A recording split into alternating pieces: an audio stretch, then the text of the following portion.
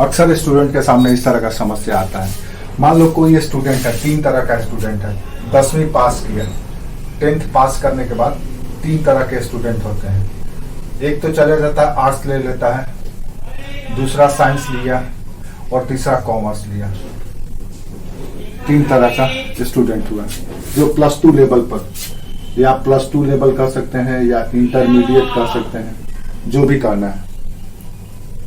अब ये तीनों लड़का, आर्ट्स वाला लड़का के पास सब्जेक्ट है history, geography, political science, economics, Hindi literature कुछ भी हो, ये सारा सब्जेक्ट वो आर्ट्स वाला स्टूडेंट लेता है +2 लेवल पे या IA लेवल पे। साइंस वाला के पास भी ऑप्शन है, कंप्यूटर साइंस है, फिजिक्स है, मैथ है, केमिस्ट्री है, बायोलॉजी है, जो भी लेना है वो ले सकता है। एग्रीकल्चर है, जो जितना भी तरह का सब्जेक्ट है, वैरायटी ऑफ सब्जेक्ट। कॉमर्स वाला के पास भी ऑप्शन है, इको है, अकाउंट्स है, और जो भी और बाकी सारा पेपर है, और सब्सिडरी का पेपर है। तो इस तरह से आप 3 हिस्से में 10 के बाद विभाजित हो जाते हैं।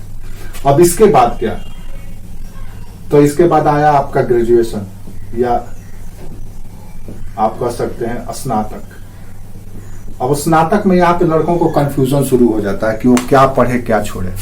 संसाधन के कमी के कारण, या उसकी क्षमता में कमी के कारण, या कम मार्क्स आने के कारण उसको अपना पसंदीदा कॉलेज नहीं मिलता है, या उसमें वो क्षमता नहीं रह जाता है, उसको लगता है कि अब वो आगे टाइम नहीं दे पाएगा, तो यहाँ पे वो अपना स्ट्रीम चेंज करने लगता है।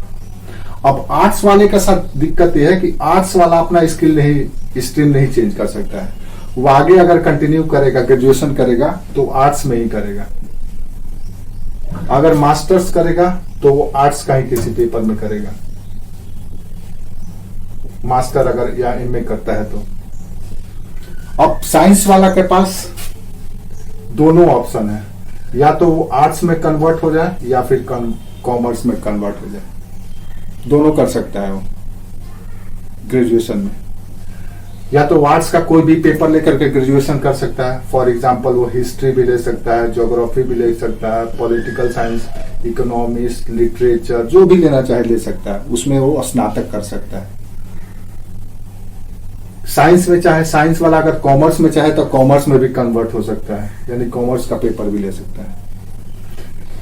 तो ये आर्ट्स वाला के पास, साइंस वाला के पास इतना फ्लेक्सिबिलिटी है कि वो कहीं भी जा सकता है। अब क्या कॉमर्स वाला बचा, कॉमर्स वाला जा सकता है? बिल्कुल जा सकता है। अब कॉमर्स वाला साइंस में नहीं जा सकता है, इसके पास एक ही ऑप्शन है, ये साइंस में नहीं जा सकता है, ये जा सकता है आर्ट्स में। आर्ट्स में किसी भी पेपर से वो ग्रेजुएशन कर सकता है और उसके बाद उस पेपर में मास्टर कर सकता है। समझ में आया? ग्रेजुएशन में अगर आपने कॉमर्स रख लिया, अगर आपने ग्रेजुएशन में कॉमर्स रखा है, तो उसके बाद अगर आप मास्टर करना चाहते हैं तो आप किसी भी सब्जेक्ट में मास्टर कर सकते हैं। अगर आप +2 में कॉमर्स रखें और आर्ट्स में जाना चाहते हैं तो आप आर्ट्स में भी जा सकते हैं। तो आपके पास दोनों ऑप्शन, और पोस्ट ग्रेजुएशन के बाद भी आपके पास ऑप्शन है कि आप क्विट कर जाएं या स्विच कर जाएं आर्ट्स में। आर्ट्स वाले के पास कोई ऑप्शन नहीं होता है, वो सिर्फ और सिर्फ एक ही स्ट्रीम में जा सकता है। समझ में आया? अब आपका जो एग्जाम होता है, PGT TGT का एग्जाम, अब यहाँ पे थोड़ा सा आपको क्लियर कर लेना है। अब यहाँ पे ये रेखा है ग्रेजुएशन का, ये है मास्टर। अब PGT का जो एग्जाम होता है वो TGT का जो एग्जाम होता है वो ग्रेजुएशन के आधार पर होता है कि आपने किस सब्जेक्ट में ग्रेजुएशन किया। अब मान लो साइंस में है तो साइंस में आप जिस सब्जेक्ट में ग्रेजुएशन किए हैं, मान लो फिजिक्स में किया है तो आप TGT का एग्जाम फिजिक्स में दोगे। अगर आपने केमिस्ट्री में किया है तो केमिस्ट्री में दोगे, बायो में किया है तो बायो में दोगे, अगर आपने ग्रेजुएशन साइंस में किया है तो। अगर कॉमर्स में किया है तो कॉमर्स में आपका जो पेपर है उसमें से आप TGT का एग्जाम दे सकते हो। आपका अकाउंट है, इकोनॉमिक्स है, और जो भी पेपर है उस पे आप कॉमर्स में TGT का एग्जाम दे सकते हो। क्लियर है? आर्ट्स वाले क्या करेंगे, तो जो सब्जेक्ट से उनका ग्रेजुएशन रहा है, हिस्ट्री से रहा है, ज्योग्राफी से रहा, जिस सब्जेक्ट से रहा, उस सब्जेक्ट से वो टीजीटी का एग्जाम दे सकता है। उससे उसको कोई मतलब नहीं है कि आपका प्लस टू में क्या था, क्योंकि ये एग्जाम होता है ग्रेजुएट लेवल का। आप किसको पढ़ाते हो? आप पढ़ाते हो 6 to 10 के बच्चे को। जब टीजीटी क्वालिफाई करोगे तो आप पढ़ाओगे 6 to 10 के बच्चे को। अब 6 to 10 में आप कल्पना कीजिए या आप याद कीजिए, तो आप देखेंगे कि 6 to 10 में ये सारा पेपर आप पढ़े होते हैं। क्या फिजिक्स, क्या केमिस्ट्री, क्या मैथ, क्या बायोलॉजी, क्या हिस्ट्री, जो सब कुछ पढ़े होते हैं। तो इसीलिए आपको टीजीटी के एग्जाम में आपने जिस आधार पर, जिस सब्जेक्ट से आपने ग्रेजुएशन किया है, उसी सब्जेक्ट से आप टीजीटी का एग्जाम देते हो। अब आते हैं पीजीटी। पीजीटी थोड़ा सा स्पेशलाइजेशन का टाइम आ जाता है। अब पीजीटी में क्या होता है?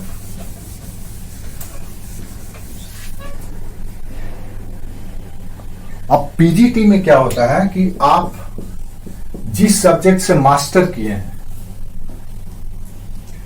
ठीक है, आपने जिस सब्जेक्ट में मास्टर किया है, फॉर एग्जाम्पल अगर आपने हिस्ट्री में मास्टर किया है तो आप हिस्ट्री में यहां पे शामिल होंगे। याद रखो, पीजीटी का जो टीचर होता है वो +2 के बच्चों को पढ़ाता है, यानी 12th के बच्चों को पढ़ाता है। और 12th में स्पेशलाइजेशन हमारे यहां शुरू हो जाता है, आर्ट्स, कॉमर्स और साइंस। अदरवाइज 10th तक सब के सब कॉमन सिलेबस होता है, कॉमन एजुकेशन होता है, उसमें स्पेशलाइजेशन नहीं होता है। स्पेशलाइजेशन +2 लेवल से होता है। इसीलिए आपके लिए योग्यता मांगा जाता है मास्टर, क्योंकि यहां भी स्पेशलाइजेशन हो गया और यहां भी आप स्पेशलिस्ट हो जाते हैं, मास्टर बन जाते हैं सब्जेक्ट विषय में, विषय विशेष में। तो इसीलिए आपसे पीजीटी का क्वालिफिकेशन मास्टर मांगा जाता है, न कि स्नातक। तो ऐसी स्थिति में आपने जिस पेपर से मास्टर किया है, अगर आर्ट्स से किया है तो आर्ट्स के जिस पेपर में आपने मास्टर किया है, आप पीजीटी उस पेपर से दे सकते हैं। अगर मान लो आप साइंस पढ़े हैं, +2 में साइंस पढ़े हैं ग्रेजुएशन में और मास्टर किए हैं यहाँ हिंदी लिटरेचर से, तो आप पीजीटी का एग्जाम हिंदी लिटरेचर से देंगे, न कि आप फिजिक्स, केमिस्ट्री, बायो से। चाहे आपका कितना अच्छा साइंस रहा हो, उससे कोई लेना देना नहीं है। आप मास्टर किए हैं हिंदी लिटरेचर से आफ्टर साइंस, तो आप पीजीटी का एग्जाम देंगे हिंदी लिटरेचर से। चाहे आपका बायोलॉजी अच्छा रहा हो, चाहे मैथ अच्छा रहा हो, चाहे इकोनॉमिक्स, उससे उसको कोई लेना देना नहीं है। समझ में आया? फॉर एग्जाम्पल एक ऐसे समझ लो, हमको पता है कि हम सिनेमा हॉल में सिनेमा देखने जाते हैं तो कई तरह का टिकट होता है, डीसी होता है, बॉक्स होता है, और सबसे कम रेट वाला होता है। तो आप चाहे किसी भी लेवल का हो, आपने जिसका टिकट लिया है, अगर आपने टिकट बॉक्स का लिया है तो आप गरीब हो, अमीर हो, अंधा हो, लंगड़ा हो, लूल्हा हो, उससे उसको कोई लेना देना नहीं है। आपको बैठाया जाएगा बॉक्स में। आप बहुत अमीर हैं और आपने लिया है 2 रुपया 10 पैसा वाला टिकट। जो हम लोग सिनेमा देखते थे तो सबसे सस्ता वाला टिकट यही होता था, जो आगे का 5 लाइन होता था सिनेमा हॉल का, वो 2 रुपया 10 पैसा का टिकट का होता। अगर आप लाख रुपया कमाते हैं लेकिन आपने टिकट इसका लिया है, देन आप यहीं पे बैठेंगे, फ्रंट रो में ही बैठेंगे, पर्दे के सामने ही बैठेंगे। तो इसीलिए पीजीटी का एग्जाम हो तो उस समय आपने मास्टर जिस सब्जेक्ट में किया है उसी सब्जेक्ट में आप पीजीटी में अपीयर होंगे, ना कि किसी दूसरे पेपर में कि आपने साइंस में आईएससी किया है या केमिस्ट्री में बीएससी किया है, उससे उसको कोई लेना देना नहीं। समझ में आ गया? पीजीटी का एग्जाम में आप +2 के बच्चे को पढ़ाते हैं, 12वीं क्लास के बच्चे को पढ़ाते हैं। इसके आगे जब पढ़ाने जाएंगे तो इसके आगे कैसे पढ़ाएंगे? अगर मान लो आपको ग्रेजुएट बच्चे को पढ़ाना है या मास्टर्स एमए के बच्चे को पढ़ाना है, तो कैसे पढ़ाएंगे? इसके लिए क्या काबिलियत चाहिए? तो इसके लिए भी एलिजिबिलिटी टेस्ट होता है। तो जैसे यहाँ पे पीजीटी, टीजीटी, उसी तरह से होता है नेट।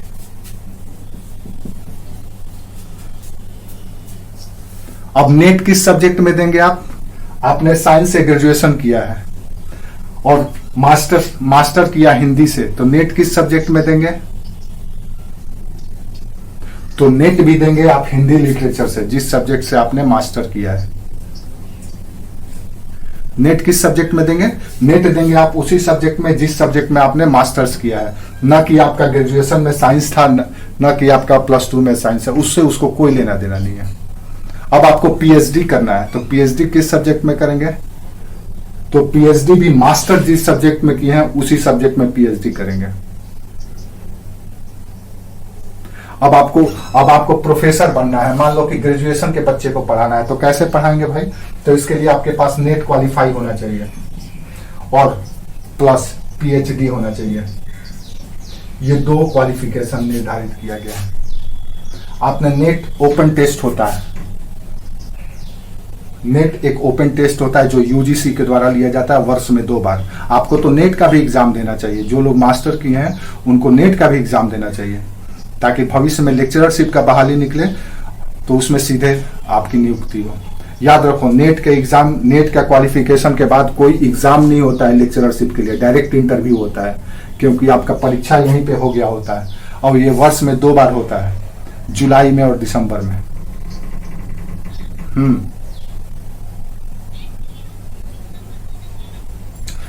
उसका रेट वो फ्लक्चुएट होते रहता है बाबू, उसका कोई डिमांड ये नहीं है। देखो उसका क्या है कंडीशन, यहां तक समझ में आ गया?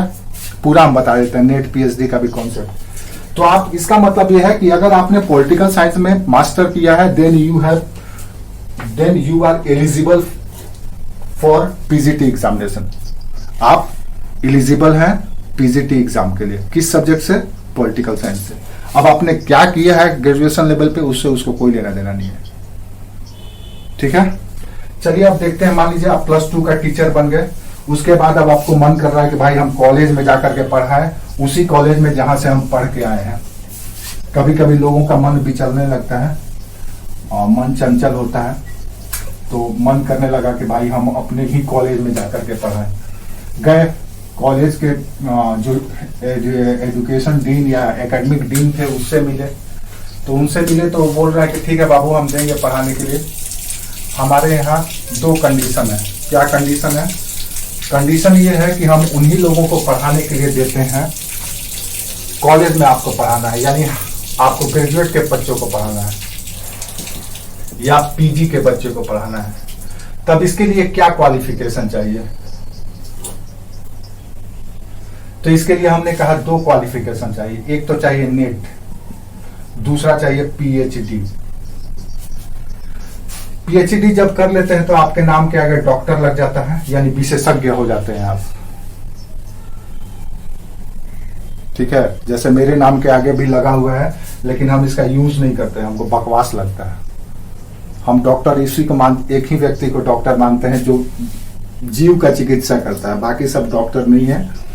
वो सब भले ही आपको उपाधि मिल जाए, इसके बाद डिलीट की उपाधि मिलती है आपको। अगर आप पोस्ट पीएचडी करते हैं तो उसके बाद आपको डिलीट की उपाधि मिलती है। अब नेट और पीएचडी अगर आपके पास है तो आप एलिजिबल हैं ग्रेजुएट और पीजी को पढ़ाने के लिए। तो नेट में क्या होता है? तो नेट में भी वही होता है, आपने जिस सब्जेक्ट से पोस्ट ग्रेजुएशन किया है उसी सब्जेक्ट से आप नेट के एग्जाम में अपीयर होते हैं। मान लो आपने ग्रेजुएशन किया है कॉमर्स से, आपका पेपर था इको, उसमें अब आप नेट का एग्जाम देने जाएंगे तो इको से नहीं दे सकते। क्यों?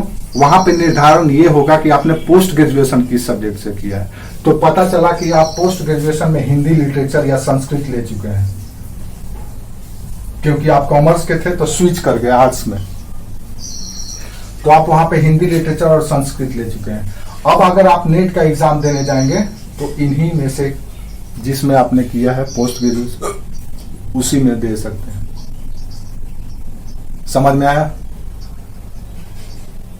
अब अगर आपको पीएचडी करना है कि भाई आपको पीएचडी करके पोस्ट ग्रेजुएट के बच्चे को पढ़ाना है, तो पीएचडी करने जाएंगे तो इसी पेपर में से कोई भी टॉपिक, कोई भी एरिया, जैसे मान लो हिंदी लिटरेचर किया है आपने, तो आप हिंदी लिटरेचर पर पीएचडी करने के लिए सोचे तो ये सोचे कि भाई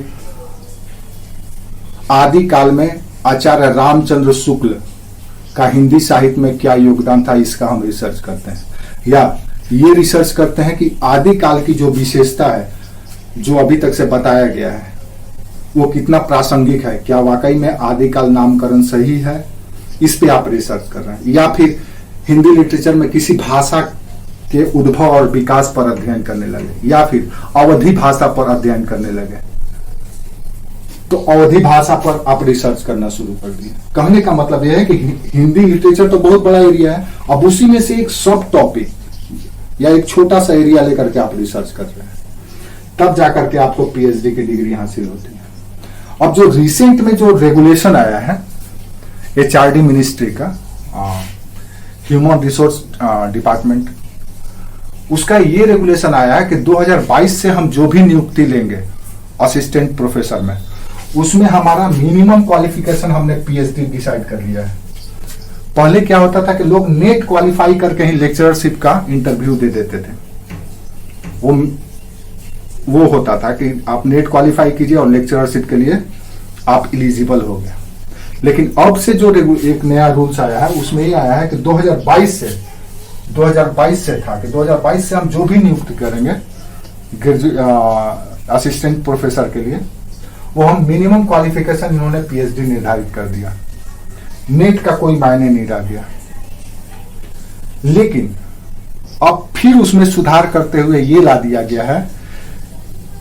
अब हुआ क्या, दिक्कत क्या हो गया, अब हुआ ये कि बहुत सारे प्राइवेट यूनिवर्सिटीज खुल गए हैं। आपको पता ही है हर एक राज्य में 10-15 प्राइवेट यूनिवर्सिटी है। आप झारखंड में ही देख लो तो कम से कम 8 से 10 प्राइवेट यूनिवर्सिटीज है। अब प्राइवेट यूनिवर्सिटी को भी पीएचडी कराने का मौका मिल गया, तो ये लोग क्या करते हैं कि 3 लाख 4 लाख रुपया लेकर के पीएचडी करा देते हैं। अब हो क्या रहा है कि हर साल हर एक स्टेट से हजारों के संख्या में पीएचडी धारक निकल रहे हैं। इससे क्या हो गया, डिग्री तो मिल जा रहा है लेकिन जो क्वालिटी चाहिए वो गायब हो गया है। ये एक नया समस्या शुरू हो गया है यूनिवर्सिटी के लिए और एकेडमी के लिए। आज आपको पता ही है कि डिग्री आजकल पैसे से मिलता है, घर बैठे बैठे मिल जाता है। आपको जिस चीज का डिग्री चाहिए 2 महीना पहले हमको बोल दीजिएगा, आपको डिग्री मिल जाएगा। डिग्री पैसा रखिए, डिग्री आपको घर बैठे मिल जाएगा। लेकिन क्या क्वालिटी ऑफ एजुकेशन में इंप्रूवमेंट होगा, पता चलेगा कि नहीं। जैसे अभी का केस देख लो, बिहार में कितने टीचर पकड़ाए हैं जो फर्जी डिग्री लेकर के, डिग्री भी नहीं है, वो फर्जी कंप्यूटर से बनाया हुआ डिग्री है और उसके आधार पर पिछले 10-15 सालों से नौकरी कर रहे हैं। तो क्वालिटी ऑफ एजुकेशन बहुत नीचे गिरता जा रहा है। आप भी अभी भी जाकर के देखेंगे तो स्कूल में कई ऐसे टीचर हैं जिनको उनको कह दो कि इंग्लिश में नाम अपना लिख के दिखाओ तो नहीं लिख पाते हैं। उनसे एक लाइन ट्रांसलेशन करने के लिए कह दो तो नहीं कर पाते हैं। इसीलिए ये एक चिंतनीय विषय हो गया कि पीएचडी सिर्फ ये किया जाए। तो अब ये किया गया कि पीएचडी अब उसी को करने के लिए मौका दिया जाएगा जो नेट क्वालिफाई होगा। यानी कि अगर आपको पीएचडी करना है तो पहले नेट क्वालिफाई करना होगा, तब जाकर के पीएचडी कीजिए। ये एक ऐसा नया रूल्स आया है। अब इससे क्या होगा कि पीएचडी का भी वैल्यू बना रहेगा और ये एक स्क्रीनिंग टेस्ट की तरह हो जाएगा। नेट पहले नेट था आपका क्वालिफिकेशन, अब ये स्क्रीनिंग टेस्ट में बदल गया है और इसके बाद आपको पीएचडी करना पड़ेगा, तब जाकर के आप प्रोफेसर या असिस्टेंट प्रोफेसर बनेंगे। पहले असिस्टेंट प्रोफेसर बनेंगे, उसके बाद 10-15 साल सेवा देने के बाद आप प्रोफेसर बनते हैं। समझ में आया?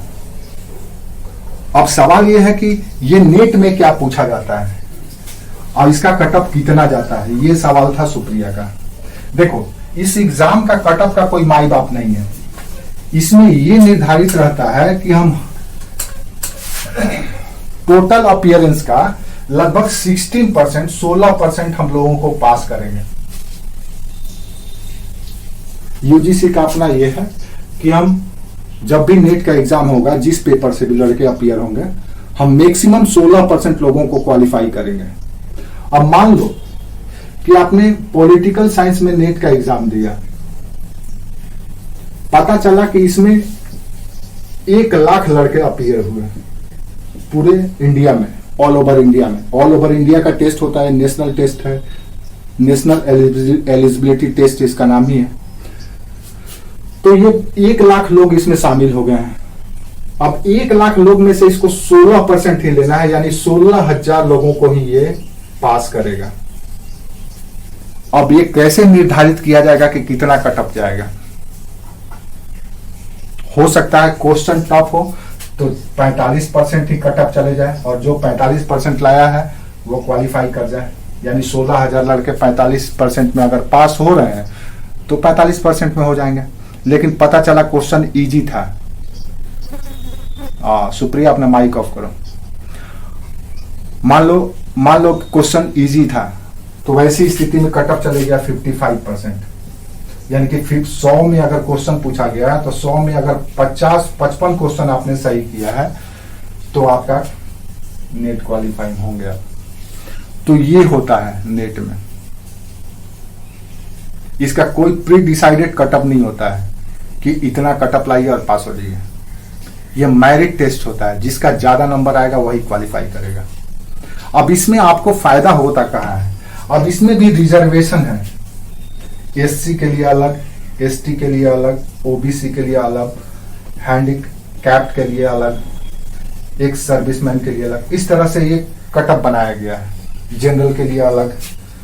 अब हो सकता है कि जनरल का कटअप गया हो 55%, तो स्वाभाविक है कि एससी का गया होगा 45%, कम से कम 10% तो आराम से अंतर होगा।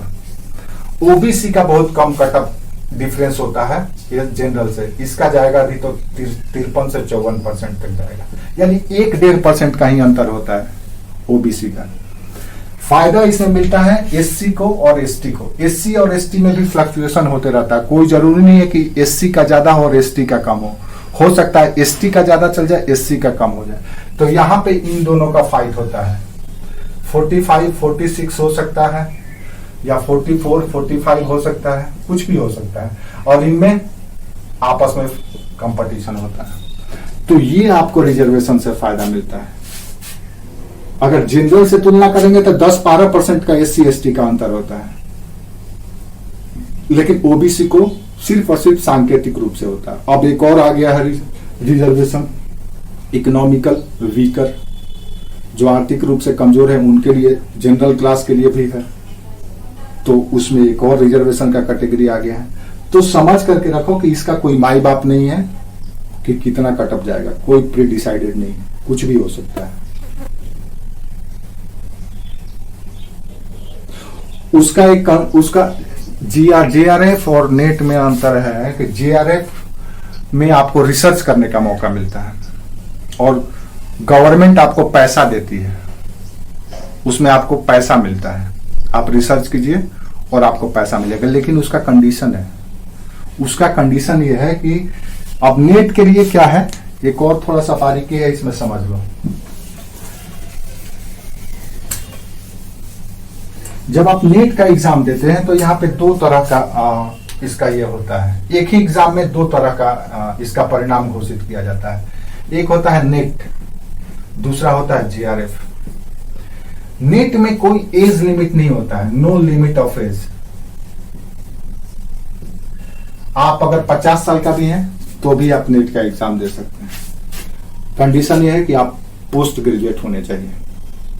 अगर आप ये करते हैं तो आप असिस्टेंट प्रोफेसर के लिए क्वालिफाई करते हैं, यानी कि अगर कहीं पे असिस्टेंट प्रोफेसर का वैकेंसी निकला, then you have to eligible to face for the interview या टू इंटरव्यू, आप एलिजिबल हो जाते हैं इंटरव्यू देने के लिए असिस्टेंट प्रोफेसर का। जेआरएफ में क्या मिलता है कि ये इसमें एज लिमिट होता है, लिमिटेड एज।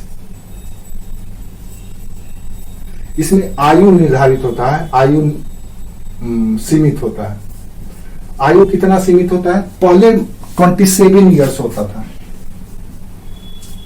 आप 27 साल के अंदर में अगर आप नेट क्वालिफाई कर गए तो आपको जेआरएफ मिलता था। इसका कट ऑफ अलग होता है, अब थोड़ा सा बढ़ गया, ये 30 साल कर दिया गया है। इसमें आपको पैसा मिलेगा, डिग्री तो मिला ही नेट का, आपको रिसर्च करने का पैसा भी मिलेगा, और जब आपका कंप्लीट हो जाएगा तो आप इंटरव्यू देने के लिए कहीं भी जा सकते हैं, किसी भी यूनिवर्सिटी में। हाँ, मंथली।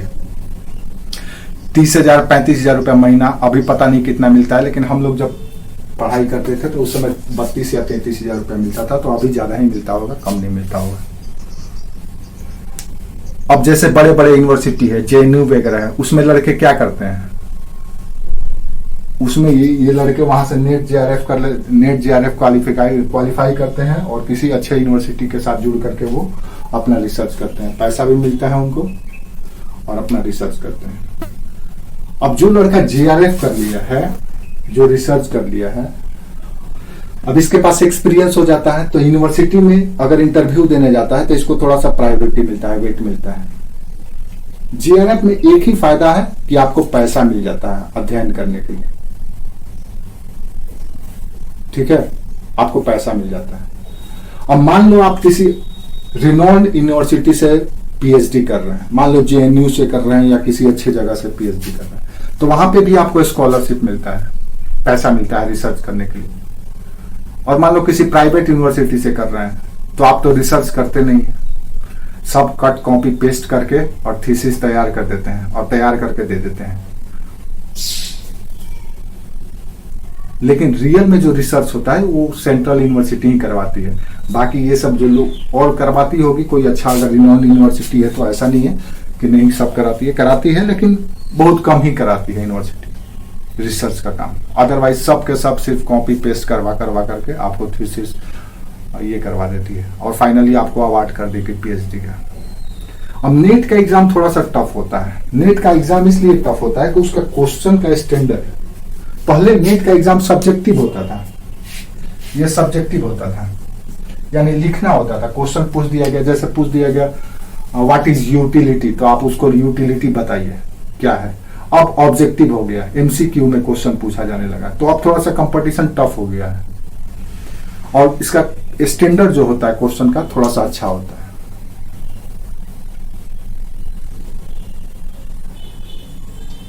हाँ,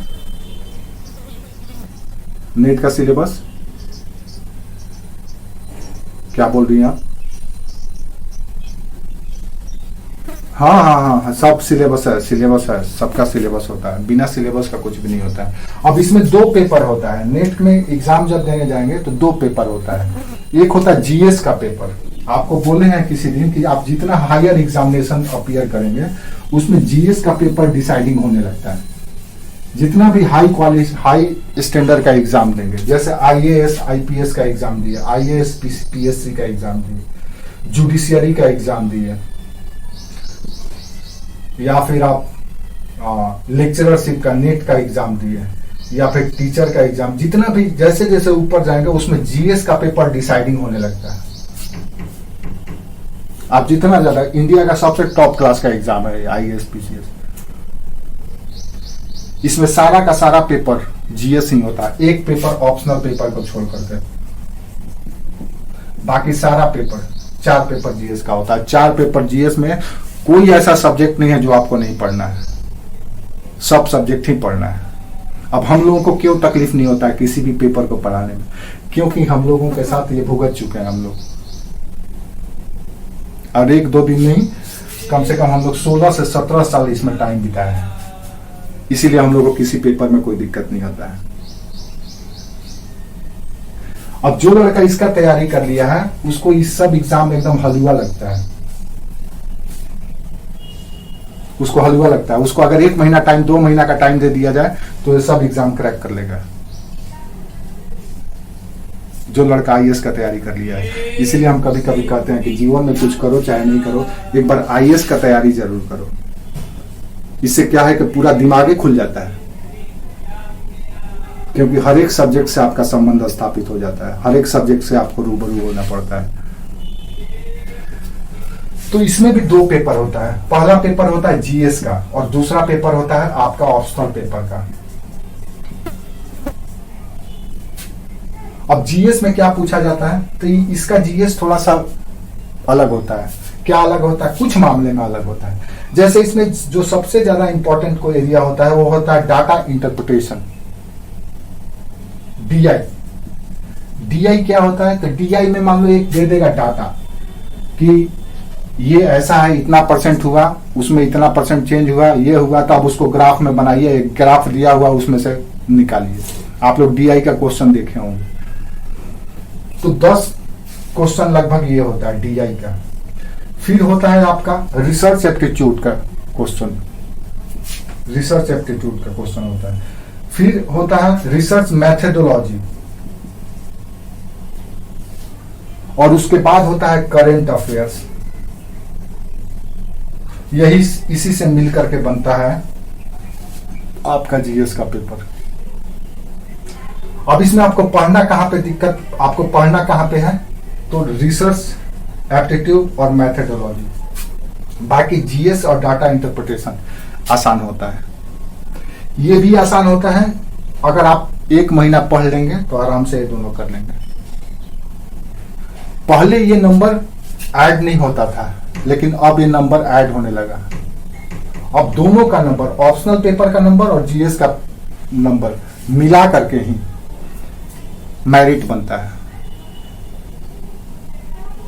हाँ, अब दोनों का मिला करके मेरिट बनता है। पहले सिर्फ और सिर्फ अपना पेपर से बनता था, लेकिन अब दोनों को मिला करके। लेकिन अंतर है, ये पेपर जीएस का पेपर जहां 1 नंबर का होगा, तो यही ये पेपर 2 नंबर का होगा, एक क्वेश्चन। अंतर यही है। या हो सकता है कि ये दोनों बराबर कर दिया जाए, वो अपना यूजीसी के ऊपर डिपेंड करता है, समय समय पे चेंज करते रहता है। लेकिन अब ये हो गया कि दोनों पेपर, अभी का रिसेंट अपडेट आपको देखना पड़ेगा यूजीसी में जाकर के कि उसका क्या टर्म्स कंडीशन है, कि वो किस आधार पर लेता है। लेकिन ये अब पैटर्न हो गया है कि दोनों पेपर का नंबर ऐड करके मेरिट बनेगा, कितना परसेंट कटअप गया है। इसमें मिनिमम 40% का रहता है कि आप दोनों पेपर में मिनिमम 40% अगर आप लाएंगे, देन आपका पेपर चेक होगा आगे। मतलब कहने का मतलब यह है कि आपको एक बेंच मार्क है 40% का, अब उससे ऊपर जितना मेरिट चली जाए, मिनिमम 40%, मैक्सिमम में कुछ भी जा सकता है, 55% भी जा सकता है, 60% भी जा सकता है, 70% भी जा सकता है। किसी किसी पेपर में जैसे सोशियोलॉजी में, उसमें 61% तक कटअप चले जाता है। हाँ,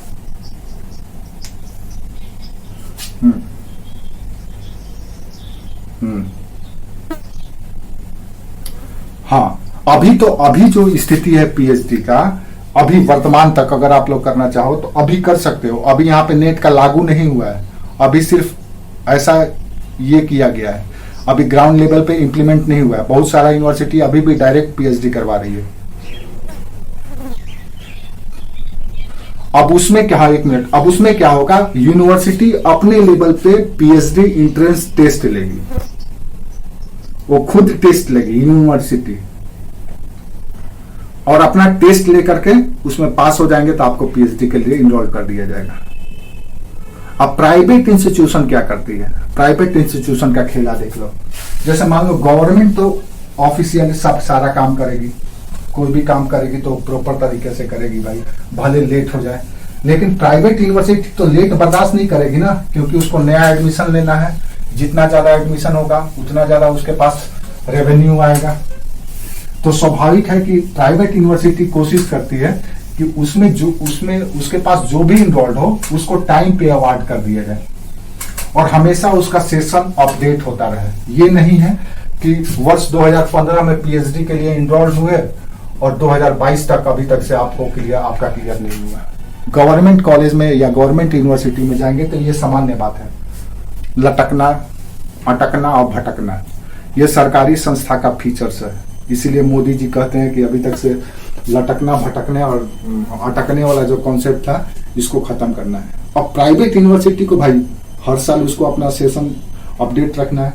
तो प्राइवेट यूनिवर्सिटी ये करती है कि 2015 में अगर कोई इनरोल्ड हुआ तो कोशिश करती है कि अंततः मिनिमम 3 वर्ष का होता है, 2019 जनवरी फरवरी में आपको अवार्ड कर दे, मार्च में अवार्ड कर दे, जब भी उसको लगता है कि कर देना चाहिए था। लेकिन सरकारी 22 तक जा सकता है, किसी किसी का तो होता भी नहीं है, फंस जाता है। लेकिन इसमें पैसा नहीं लगता है, इसमें पैसा लगेगा आपको। अब गवर्नमेंट में इनरोल्ड होने के लिए आपको टेस्ट देना होता है, एलिजिबिलिटी टेस्ट। और प्राइवेट में भी एलिजिबिलिटी टेस्ट देना होता है। गवर्नमेंट का ओपन होता है, यानी कोई भी टेस्ट में शामिल होकर के अपना पैसा बचाने के लिए पास होकर के इसमें एडमिशन ले सकता है। प्राइवेट वाले थोड़ा सा यहाँ पे चालाकी करते हैं, क्योंकि उनको रेवेन्यू चाहिए, उनको पैसा चाहिए। तो वो क्या करते हैं कि जो जो लड़के उनके पास आते हैं एडमिशन के लिए, उन सबों का, जैसे मान लो कहा गया कि भाई हिस्ट्री में 30 लड़कों का आपको या 15 लड़कों को आपको हर साल पीएचडी कराना है। लिमिट होता है हर एक यूनिवर्सिटी का कि हर एक पेपर में इतना इतना ही आप करा सकते हैं। मैक्सिमम शायद 30 ही है, ये डाटा थोड़ा सा हमको देखना पड़ेगा 30 है कि 15 है। और हम जब थे यूनिवर्सिटी में तो शायद 30 ही था। तो मान लो 30 हिस्ट्री में डिक्लेयर है कि हिस्ट्री में हमको 30 लड़कों को इस साल पीएचडी कराना है। अब 30 लड़के आ गए, सबने आपसे कंसल्ट किया कि हमको हिस्ट्री में पीएचडी करना है, प्राइवेट यूनिवर्सिटी की बात कर रहे हैं, तो 30 को ले लेगा, क्योंकि उसका तर जितना कोटा था वो फुल कर लिया। अब मान लो कि तीनों का एडमिशन ले लिया और उसको ये कराना जरूरी है, तो वो क्या करती है कि आपको बुला लेगी, कहेगा कि आइए आप टेस्ट देने के लिए। आप टेस्ट देने के लिए यूनिवर्सिटी जाएंगे, आपको क्वेश्चन पेपर मिल जाएगा। आप टेस्ट दे करके आ गए और सब के सब 30 के 30 लड़कों को पास घोषित कर दिया जाता है। कट ऑफ इतना कम कर दिया जाएगा कि 30 के 30 पास हो जाए, और पास करके फिर आपका यहाँ पे इनरोल करा दिया जाएगा, क्योंकि उनको रेवेन्यू चाहिए, सीट फुल करना है। सरकारी में ऐसा नहीं होता है। सरकारी में क्या है, ओपन टेस्ट होगा। अब इसमें 30 सीट है और पता चला कि 3000 लड़के अपीयर हुए हैं, तो स्वाभाविक है कि जो टेस्ट में सबसे अच्छा नंबर लाएगा उसी को मिलेगा हिस्ट्री में पीएचडी करने का।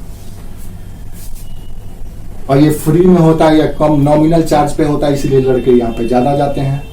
और ये इसमें पैसा देना पड़ता है, इसलिए लड़के इसमें कम अपीयर होते हैं। इसमें जो अपीयर होगा गवर्नमेंट वाला, वो रेगुलर बच्चा होगा जो पढ़ाई कर रहा हो, और इसमें वो लोग शामिल होते हैं जो कहीं जॉब कर रहे हैं, जो कुछ कर रहे हैं, ताकि वो यूनिवर्सिटी जाने से बचें। और इस दौरान कई तरह के ताम झाम होता है, तो उस ताम झाम को घर बैठे कर सके। नहीं तो आप क्लास करो, एग्जाम दो, ये सब कुछ इसमें भी होता है, लेकिन हल्का फुल्का होता है, आपको परेशानी नहीं होगा। इसमें सरकारी काम है भैया, तो उसमें थोड़ा सा दिक्कत होता है, अंतर यही है। अच्छा, दोनों ही अवार्ड का एक ही वैल्यू है। ऐसा नहीं है कि आप किसी अच्छे जगह से पीएचडी कर लिए हैं, अवार्डेड हुए हैं, तो आपका रिसर्च का अलग वैल्यू। रिसर्च का वैल्यू तभी है कि आपने क्या रिसर्च किया है, ये वैल्यू करता है। आप किस यूनिवर्सिटी से किए हैं ये कोई मतलब नहीं करता है। अगर कोई मान लो ए प्राइवेट यूनिवर्सिटी है, ए नामक, और वो यूजीसी में लिस्टेड है, तो उसका भी वही वैल्यू है, क्रेडिट है, जो गवर्नमेंट यूनिवर्सिटी का है। उसमें कोई मतभेद नहीं है। अगर आप प्राइवेट स्कूल से पढ़ते हैं और किसी बोर्ड से वो रिकॉग्नाइज्ड है या एफिलिएटेड है, तो उसका भी उतना ही वैल्यू है जो सरकारी स्कूल का वैल्यू है, पता ही है। तो अगर आप यूजीसी से आपका यूनिवर्सिटी एफिलिएटेड है, तो कोई भी यूनिवर्सिटी बिना एफिलिएशन से, बिना परमिशन से कोई भी कोर्स नहीं करा सकती है। उसको कराने के लिए एफिलिएशन जरूरी है, और वो मिलता है, और उसके लिए कुछ शर्त होता है, और वो कोई भी यूनिवर्सिटी उस शर्त को पूरा करने की कोशिश करती है, तभी उसके आगे हो सकता है। समझ में आया? कॉन्सेप्ट सारा क्लियर हुआ? हाँ, मिनिमम 3 साल, मिनिमम 3 साल, मैक्सिमम का कोई सीमा नहीं है। वो आपके ऊपर निर्भर करता है, और आपका प्रोफेसर के साथ ट्यूनिंग पे निर्भर करता है। अच्छा, दूसरी बात, सरकारी में एक और लूपहोल है, गैप है। यहाँ पे क्या होता है कि यहाँ के जो प्रोफेसर होते हैं सरकारी का, गवर्नमेंट का, वो स्टूडेंट को या एस्पिरेंट को मिसयूज करने लगते हैं, उनका एक्सप्लॉयटेशन शुरू हो जाता है। क्योंकि वो तो भाई बादशाह सलामत है, यूनिवर्सिटी का प्रोफेसर मतलब भगवान, आपको पता ही है। प्रोफेसर का मतलब समाज का सबसे इंटेलेक्चुअल व्यक्ति, और वो जो बोले वही। आपको पता ही है कि आईएएस पीसीएस अधिकारी भी प्रोफेसर के जाकर के पैर छूते हैं, क्योंकि उन्हीं के पढ़ाए हुए शिष्य होते हैं। चले जाइए आप इलाहाबाद यूनिवर्सिटी, बनारस यूनिवर्सिटी या JNU में, जो भी यूनिवर्सिटी में, सारे प्रोफेसर के 50 बच्चे IAS PCS अधिकारी होंगे, तो आप उनसे कैसे पंगा ले सकते हैं? और वैसे भी उनके पास पावर होता है, तो वो क्या, और उनके पास अथॉरिटी है कि वो अपने स्टूडेंट को जैसे चाहे वैसे ट्रीट करें। क्या भाई, तो हम रिसर्च करा रहे हैं, ये गलत है, ये ऐसे है, ऐसे होना चाहिए, तो उस आधार पे वो कर सकते हैं। तो यहाँ पे थोड़ा सा बच्चों को दिक्कत होता है ट्यूनिंग बैठाने में प्रोफेसर के साथ। अगर ट्यूनिंग बैठ गया तो आपका कल्याण हो जाएगा। प्राइवेट यूनिवर्सिटी में क्या है कि यहाँ पे जो काम करने वाले लोग हैं, प्रोफेसर, ये सब के सब मजदूर होते हैं, लेबर होते हैं। ये सब के सब जो रजिस्ट्रार है, जो डीन है, जो एकेडमिक हेड है, इन सबों का अंदर में ये होते हैं, एक तरह से मजदूर होते हैं, पढ़े लिखे मजदूर। इनका कोई औकात नहीं है। जो ऊपर से ऑर्डर आएगा वही करना है, जीजा जी जो कहेंगे वही हम करेंगे। तो ये जीजा जी लोग होते हैं और ये लोग बेचारे साले लोग होते हैं। औकात, रियल औकात इनका यही है, दिहाड़ी मजदूर की तरह होते हैं। और इनका चाहे कितना भी क्वालिटी इनमें हो, चाहे कितना भी गुणवत्ता वाले प्रोफेसर हो, या असिस्टेंट प्रोफेसर हो, या एसोसिएट प्रोफेसर हो, वो सब के सब मजदूर होते हैं यहाँ पे। लेकिन सरकारी में ऐसा नहीं है। वहां पे रियल में प्रोफेसर होते हैं, उनका सम्मान होता है, उनकी गरिमा होती है, उनकी डिग्निटी होती है, उनकी प्रतिष्ठा होती है, और उस प्रतिष्ठा पे वो कभी आंच नहीं आने देंगे। और इनका कोई प्रतिष्ठा नहीं होता, ये बाजार के प्रोडक्ट की तरह होते हैं। आपकी कुशलता, आपकी खुशहाली में ही यूनिवर्सिटी की खुशहाली है। आपको अगर समय पे डिग्री मिलेगा प्राइवेट यूनिवर्सिटी में, अगर आपको PhD करने में कोई दिक्कत नहीं आया, कोई समस्या नहीं आया, पैसा दिए भाई, और आपकी सेवा प्रॉपर मिली, तो आप बाहर जाएंगे तो 10 लड़कों को कहेंगे कि फलना यूनिवर्सिटी से PhD कर रहा, तो उनका रेवेन्यू प्रॉपर हमेशा चलता रहेगा। इसीलिए आपके साथ वो कभी खिलवाड़ नहीं होने देते हैं। और यहाँ तो भाई आप ऐसे समझ लो ना, एक डाटा आपको देते हैं, ये फैक्चुअल डाटा एकदम है।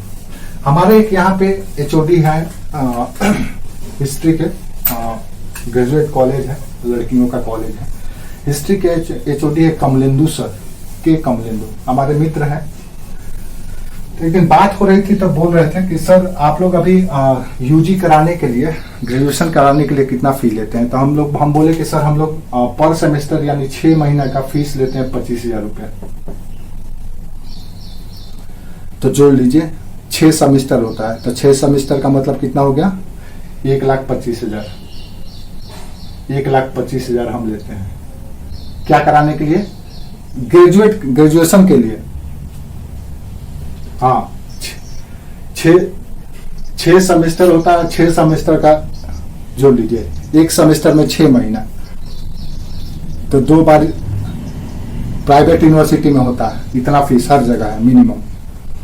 अब गवर्नमेंट यूनिवर्सिटी में चले जाइए तो 10,000 में पूरा ग्रेजुएशन कर लीजिए।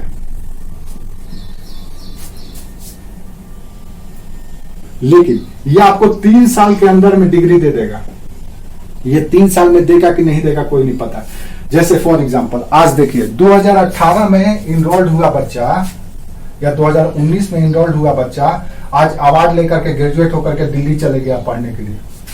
सरकारी कॉलेज का बच्चा फर्स्ट ईयर के एग्जाम देकर के बैठा हुआ है, न तो उसका सेकंड ईयर का कोई पता है, न थर्ड ईयर का कोई पता है। उसका पैसा बचा है लेकिन टाइम उसका गया है। अभी सुधार हुआ है तब 4 साल में होता है, नहीं तो हम लोग जब पढ़ाई करते थे तो सरकारी कॉलेज का स्थिति यह था कि ग्रेजुएशन यानी कम से कम 5 साल, 5 इयर्स। यही सब को तो दूर करने के लिए प्राइवेट यूनिवर्सिटी को लाया गया है, ताकि सेवा प्रॉपर मिले। अभी जैसे फीस ज्यादा है, आने वाले समय में सरकार इसको भी रेगुलेट कर देगी, कहेगी नहीं भैया फी को कम करो, एक कॉमन फी तैयार करो, और आपका जितना खर्चा है, एक्सपेंडिचर है, उसमें इतना % मार्जिन रख करके इतना ही फीस रखो। कल को कर सकती है कोई भी सरकार वादा करके आए और कहे कि हम हर एक यूनिवर्सिटी का इतना ही फी रखना होगा, हम निर्धारित करेंगे। जैसे कि यूपी में सरकारी वहां की सरकार, योगी की सरकार ने प्राइवेट स्कूल को फी निर्धारित कर दिया कि आप इससे ज्यादा फीस नहीं ले सकते, नहीं तो सब स्कूल का अलग अलग फीस होता है ना। जितने बड़े स्कूल में जाएंगे उसका उतना ही ज्यादा फी। तो आने वाले समय में सरकार इसको कर सकती है। तो प्राइवेट स्कूल में या प्राइवेट यूनिवर्सिटी में कुछ फायदा भी है और कुछ, जहां कुछ फायदा होता है वहां कुछ लॉस भी होता है, और जहां कुछ लॉस होता है तो वहां कुछ फायदा भी होता है। हम्म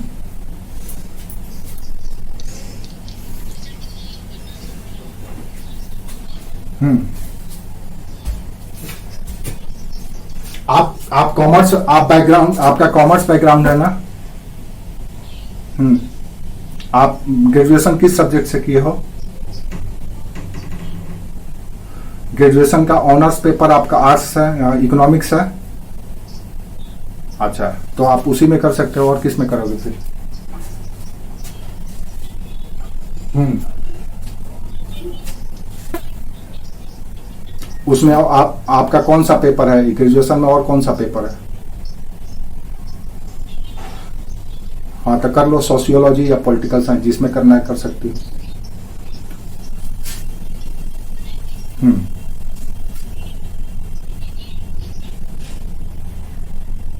जब करोगे तभी कर पाओगे ना, अभी थोड़े ना कर पाओगे। जब करोगे तभी कर पाओगे ना। पीजीटी की बात कर रही हो? हाँ, पीजीटी आप जिस सब्जेक्ट में पोस्ट ग्रेजुएशन करोगे उसी में आपको पीजीटी देने का एग्जाम मौका मिलेगा। हाँ हाँ, टिंकू आप अपना माइक ऑफ कर लो बाबू।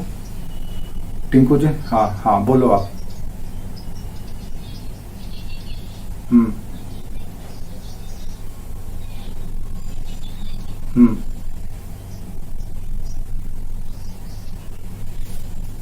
हाँ बिल्कुल हो जाएगा, क्यों नहीं होगा? हो जाएगा, हो जाएगा बिल्कुल। इग्नो से थोड़ा सा टफ पड़ेगा आपको, किसी भी सब्जेक्ट में इग्नो से करना थोड़ा सा टफ होता है, क्योंकि उसमें असाइनमेंट है, नंबर अच्छा नहीं मिलेगा आपको। हम्म अब मान लो आपके यहाँ का, हाँ हाँ हाँ हाँ, कर लो जिससे करना है। सोशियोलॉजी से करना है सोशियोलॉजी से कर लो, पॉलिटिकल साइंस से करना है पॉलिटिकल साइंस से कर लो। जो आपका ग्रेजुएशन में पेपर है उसी पेपर से ना करोगे, दूसरे पेपर से। हाँ हाँ हाँ, हो जाएगा हो जाएगा हो जाएगा हो जाएगा। हाँ, एक साथ नहीं, अलग अलग ईयर में होना चाहिए, अलग अलग ईयर में। दोनों एक साथ कैसे कर सकते? हाँ नहीं, कर सकते हैं, अभी भी कर सकते हैं। देखिए क्या हम बता रहे हैं, क्या है बता रहे हैं। जैसे आप मान लो एक इनरोल्ड हो गया, वहां पे कर रहे हो, लेकिन दिक्कत होगा। दिक्कत क्या होगा कि वो आपसे ये मांगेगा, एनओसी मांगेगा। आप जिस यूनिवर्सिटी या कॉलेज से पढ़े हो तो आपसे एनओसी मांगेगा एडमिशन के दौरान। एनओसी मांगा जाता है और ये मांगा जाता है, क्या है उसको कहते हैं, तो वो आपको देना पड़ेगा। तो उस स्थिति में तो आप यूनिवर्सिटी को ऑलरेडी जमा कर चुके होते हैं, तो आप कर नहीं पाएंगे। आप वहां से जब निकलेंगे तभी दूसरे जगह इनरोल्ड हो सकते हैं। ठीक है, तो जब आपका ये कंप्लीट हो जाएगा तो वहां से ले करके फिर आप पॉलिटिकल साइंस या सोशियोलॉजी जिससे करना चाहें कर सकते हैं। समझ में आया?